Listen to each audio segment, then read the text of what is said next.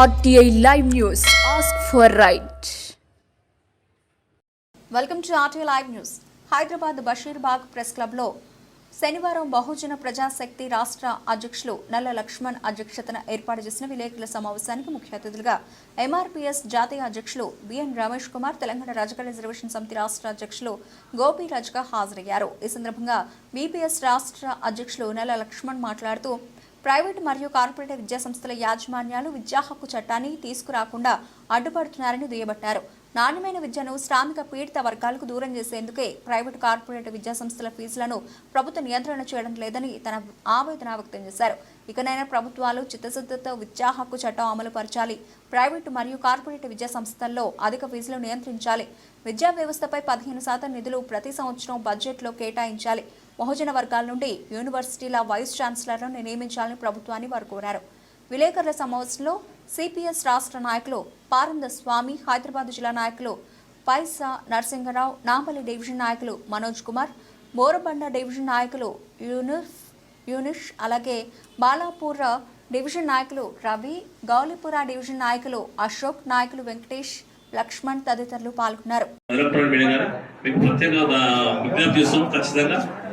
ఈ అసెంబ్లీ సమావేశాలని కావాలని చెప్పి మేమైతే డిమాండ్ చేస్తున్నాం. మీరు కొంచెం సపోర్ట్ చేయాలని చెప్పి మీకు మళ్ళీ ఒకసారి అమలు కూడా జరిగింది గత ప్రభుత్వాలు. కేసీఆర్ వచ్చినాకనే ఈ చట్టం చాలా నీరుగారిపోయింది. అట్లాగే విద్యా వ్యవస్థకు ఏమాత్రం నిధులు కేటాయించకుండా విద్యారంగాన్ని పూర్తిగా నిర్వీర్యం చేయడం జరిగింది. ఆ తర్వాత కేసీఆర్ ప్రభుత్వం అన్యాయాన్ని కూడగట్టిందని చెప్పి ప్రజలకు సంక్షేమ పథకాలు అమలు చేయలేదని చెప్పేసి ప్రజలంతా కాంగ్రెస్ ప్రభుత్వానికి పట్టగట్టడం జరిగింది. మీరు ప్రమాణ స్వీకారం చేసే రోజునే అవసరమైతే నేను విద్యార్థి చట్టం అమలుపరుస్తాను, ప్రైవేట్ రంగంలో ఈ ఫీజులు కూడా నియంత్రణ చేస్తానని చెప్పి మీరు చెప్పడం జరిగింది. విద్యా వ్యవస్థకు దాదాపు 15% నిధులు కేటాయిస్తారని చెప్పి మీరు చెప్పడం జరిగింది. అయ్యా ముఖ్యమంత్రి గారు, మీకు మేము విజ్ఞప్తి ఏంటంటే ఈ బహుజన ప్రజాశక్తి అని SC, ST, BC మైనార్టీ వర్గాల హక్కుల మధ్య వేదిక ద్వారా మీకు విజ్ఞప్తి చేస్తున్నాం. ఖచ్చితంగా మీరు చెప్పినే అమలుపరచండి. పేద పిల్లల కుటుంబాలు చాలా ఇబ్బందులు పడుతున్నావు. లక్షల రూపాయలు ప్రైవేట్ కాలేజీలలో పోయలేక చదువుకు దూరం అవుతున్నారు.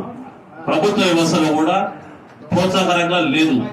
ఇలా గోడలకు సున్నాలు వేసి బాత్రూమ్ క్లీన్ చేసేంత మాత్రం విద్యా వ్యవస్థ బాగుపడదు. రేవంత్ రెడ్డి గారు 15% నిధులు కేటాయిస్తున్నారు. మేము ఏమంటుంటే 20% నిధులు కేటాయించాలి. ఇలా మనకంటే చిన్న రాష్ట్రాలు, తక్కువ బడ్జెట్ ఉన్న రాష్ట్రాల్లో 20 నుంచి 25% నిధులు కేటాయించి విద్యా వ్యవస్థను బాగుపరుస్తారు. విద్య ఉంటేనే భారతదేశంలో ప్రజలు బాగుపడతారు. విద్య ఉంటేనే వాడు ఏదైనా ఉపాధి రాకున్నాడు, ఉద్యోగం సంపాదించుకున్నాడు, ఆర్థికంగా బలపడతాడు. ఆర్థికంగా బలపడ్డ సమాజం అంతా విమర్శ లేని సమాజంగా కొనసాగుతుంది. మీరు ప్రత్యేకంగా చేయవలసిన అవసరం ఏం లేదు. దాదాపు 70 సంవత్సరాలుగా విద్యా వ్యవస్థ మీద నిర్లక్ష్యం జరిగింది. 77 సంవత్సరాలుగా ఇప్పటికీ 80% వరకే మన అక్షరాస్యత ఆగిపోయింది. 100% తీసుకురావాల్సిన అవసరం ఉందని చెప్పేసి నేను కోరుతా ఉన్నా. ముఖ్యమంత్రి రెడ్డి గారు దయచేసి మీరు కేటాయించినటువంటి ఇవాళ ప్రకటించారు నిన్న దాదాపు 2,91,625 కోట్ల బడ్జెట్ కేటాయించారు. అందులో 15% చూసుకుంటే 45,000 కోట్లు వస్తాయి. 45,000 కోట్లలో మాకు అన్ని 30,000 కోట్లనే ప్రకటిస్తే బాగుందా? నువ్వు కేసీఆర్ లెక్కనే మీరు చేసిరి. కేసీఆర్ 6.7% అంటే దాదాపు 500 కోట్ల రూపాయలు నిధులు కేటాయించరు. మీరేం చేసి ఈరోజు 7.31% అంటే దాదాపు 22,000 కోట్ల రూపాయలు. ఆయన 19,000 కోట్లు కట్టేస్తే గత సంవత్సరం 23-24 బడ్జెట్ లో మీరు 24-25 బడ్జెట్ లో 22,000 కోట్లు బడ్జెట్ కేటాయించరు. కేసీఆర్ మీకు తేడా ఏముంది? ఎంత ప్రకటిస్తున్నారు, ఎంత ప్రకటించరు? 45,000 కోట్లకు 22,000 కోట్లు ఎక్కడ? మేమేమంటున్నాం అంటే ఇలా రాజ్యాంగాన్ని, భూస్వాములను, రైతుల పేరుట 72,000 కోట్ల రూపాయలు కేటాయించరు. మేము వాళ్ళకి కేటాయించదాన్ని అనట్లే, రైతాంగాన్ని చూసుకోవాలి. దాంతో పాటు ముఖ్యంగా పేద వర్గాలు, ఎలాంటి భూమి లేనటువంటి వర్గాలు, ఆస్తిపాస్తులు లేనటువంటి వర్గాలు ఇలా విద్యకు దూరం అవుతున్నాయి.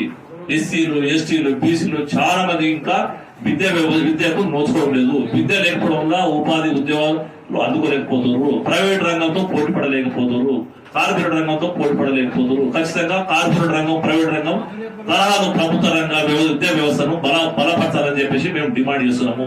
20% దాదాపు 50,000 కోట్ల రూపాయలు నువ్వు బడ్జెట్ కేటాయించాలని చేసి మేము డిమాండ్ చేస్తున్నాం. చిన్న పక్క రాష్ట్రంలో కేరళ 15% నిధులు కేటాయించి విద్యారంగాన్ని ప్రోత్సహిస్తుంది. పక్క రాష్ట్రంలో ఢిల్లీ కేవలం వాళ్ళ బడ్జెట్ ఎంత 45,000 కోట్లలో 10,000 కోట్ల చిలుకు వాళ్ళ బడ్జెట్ కేటాయించి వాళ్ళకు విద్యారంగాన్ని ప్రోత్సహిస్తున్నారు.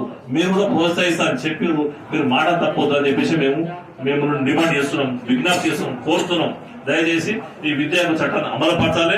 మేము అంతేపాటు ఏదైతే ప్రైవేట్ రంగంలో అత్యధిక ఫీజులు వసూలు చేస్తున్నారు పిల్లల తల్లిదండ్రుల